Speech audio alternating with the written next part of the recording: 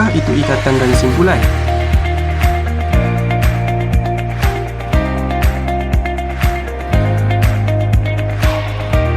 Berikut adalah contoh ikatan dan simpulan.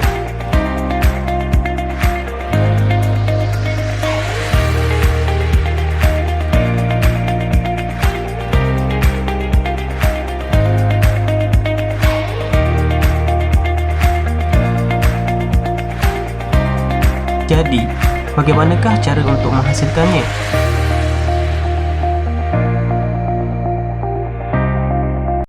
Okey, Assalamualaikum warahmatullahi wabarakatuh.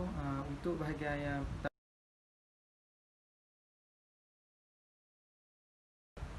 dan dia digunakan untuk mengikat hujung tali supaya tidak terburai. Selain itu, untuk maklumat tambahan juga, ikatan ni dia menjadi ikatan penahan pada tangkal, dan juga sebab kita gunakan penahan pada tangkal ni sebab sifat ikatan ni dia sukar untuk terbuka. Mula kita pegang tali ni macam ni. Lepas tu kita buatkan bulatan kecil je kat ujung ni dan masukkan. Bila dah jadi macam ni, kita cuma perlu tarik. Dia akan jadi bentuknya macam ni, thumb knot. Okey, sekarang kita akan gerak ke tali yang kedua. Mula saya akan terangkan fungsi tali yang kedua ni. Fungsi dia yang pertama adalah dia sama juga macam ikatan simpul mati, namun dia lebih mudah terbuka daripada simpul mati. Dan kegunaan dia adalah langkah sementara bagi mengelakkan hujung tali daripada terburai. Figure of 8 ni mula sekali kita kena letakkan tali dalam bentuk macam ni. Kita twistkan tali ni. Lepas tu kita masukkan tali ni daripada belakang, kiri atas kanan, kanan atas kiri.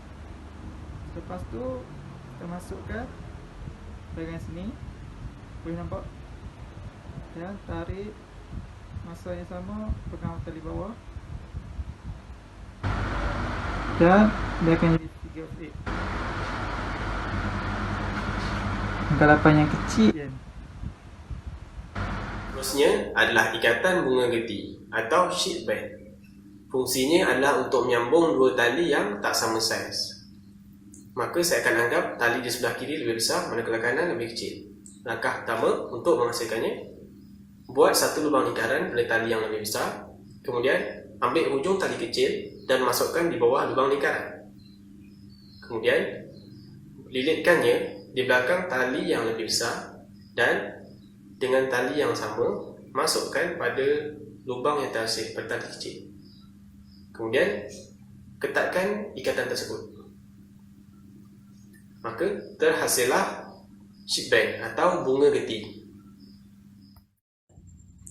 Okey, sekarang ni kita akan membuat simpulan buku sila ataupun reef knot.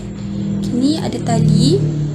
Mula-mula sekali kita perlu buat kiri atas kanan, belik. Lepas tu kanan atas kiri dan belik semula. Lepas tu kita tarik. Okey, so kat sini kita nampak dia boleh selaras lah. Diselaraskan. Jadi benda ni bertujuan untuk menyambungkan tali yang sama saiz. Okey, baiklah. Untuk teknik melakukan half inch ataupun dipanggil sebagai setengah belik, kita boleh gunakan ikatan ni sewaktu macam dekat permukaan yang macam melintang, seperti macam dekat permukaan besi yang macam atas macam ni. Contohnya saya beri contoh lah. Macam contoh sini adalah besi, dia besi melintang macam ni, dan kita akan letak macam ni. Tali macam ni, kita akan masuk ke dalam macam ni.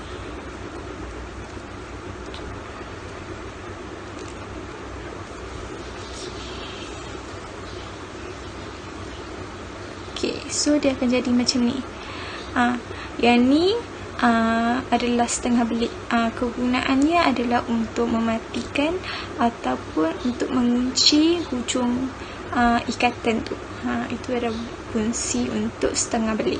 Seterusnya kita akan beralih pula kepada ikatan yang seterusnya, iaitu round turn and two half each. Okey, ikatan ni akan digunakan kepada objek yang berbentuk silinder.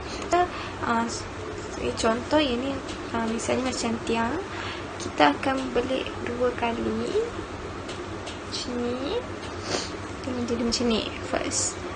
Okey, seterusnya yang tali ni kita akan buat macam half each tadi, 2 kali, 1 dan 2. So dia akan jadi macam ni. Fungsi dia adalah untuk mengikat tali ni pada bahagian objek yang berbentuk silinder lah, seperti pokok dan yang macam tu. Dan misalnya selalunya orang akan guna jugalah tali ni macam contoh kita nak turun dari tempat yang tinggi, kalau nak ikatkan pokok, kita boleh guna ikatan ni. Okey, kemudian ialah ikatan tindih kasih ataupun bowline. Okey, ikatan ini berfungsi dijadikan sebagai tali pandu keselamatan dan ianya sesuai untuk menaikkan dan menurunkan mangsa. Okey, buat lingkaran nombor 6 pada tali seperti ini. Kemudian tali pada bahagian bawah dimasukkan ke dalam lingkaran tersebut. Silangkan tali tadi pada tali yang atas, kemudian masukkan kembali kepada dalam lingkaran tersebut. Kemudian tekan. Simpul manuk ataupun clearfish. Okey, kegunaan simpulan ini ialah untuk mengikat mangsa pada awal dan akhir usungan dan juga dijadikan tali sauh. Okey, terdapat 2 kaedah untuk membuat simpulan ini, sama ada terus kepada objek ataupun buat simpulan dulu kemudian baru diletakkan pada objek. Okey, yang pertama buat simpulan dulu kemudian letak pada objek. Okey, pertama buat 2 lingkaran, yang satu di atas, satu di bawah dan satu di atas. Kemudian silangkan lingkaran tersebut seperti ini. Sudah jadi ini, kemudian masukkan kepada objek dan ketatkan. Okey, jadi seperti ini. Okey, yang kaedah kedua, terus kepada objek. Untuk terus kepada objek, pertama letakkan tali di atas objek, kemudian silangkan tali tersebut di atas tali lagi satu, kemudian tali yang telah bersilang tersebut ambil dan masukkan ke dalam tali tadi, kemudian ketatkan.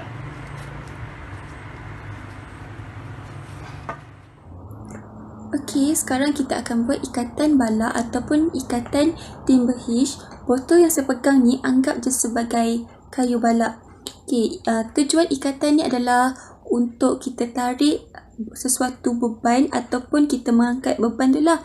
Contoh macam kayu balak ataupun tongkol kayu. Okey, sekarang ni kita akan mulakan ikatan. Kita akan ada satu tali yang pendek bahagian kanan dan satu tali yang panjang. So, tali yang pendek tadi ni kita bawa ke kiri. Lepas tu kita pusingkan dia. Dan bawa semula ke kanan. Lepas tu kita lilit saja dia. Lilit je macam biasa sampailah habis. Lilit je. Lepas tu kita tarik.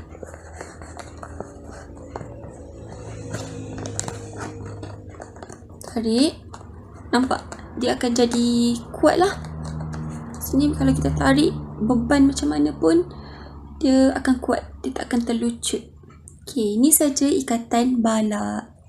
Yang terakhir adalah ikatan chain knot atau simpul kerusi.